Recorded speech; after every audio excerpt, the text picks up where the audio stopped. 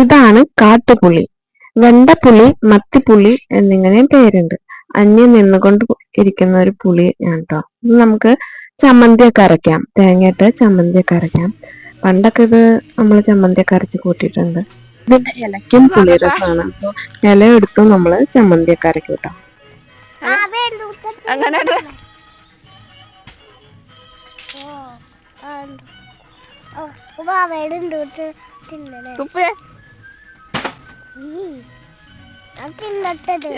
ദൈവമേ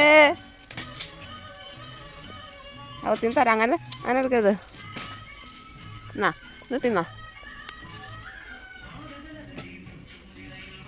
എന്താ ടേസ്റ്റ്? എന്തുട്ടാ ടേസ്റ്റ്? എന്തുട്ടാ? ഉപ്പാണാ, മധുരാണാ, പുളിയാണാ? പുളിയാണാ? ആ ഇഷ്ടപ്പെട്ടില്ലെങ്കിൽ തുപ്പിക്കളഞ്ഞതേ. അമ്മേ ഇങ്ങോട്ട് നോക്കേ. ഇവിടെ ഒരാള് തിന്നണത്. ആ പുളി ഉണ്ടായത് മൊത്തം പറിച്ചതേ. അങ്ങനെ വായിലിട്ട് തിന്നണം. അങ്ങനെ തന്നെ വായിലിട്ട് തിന്നണത്. ഇവിടെ ഇടി ഇടി ഇടി.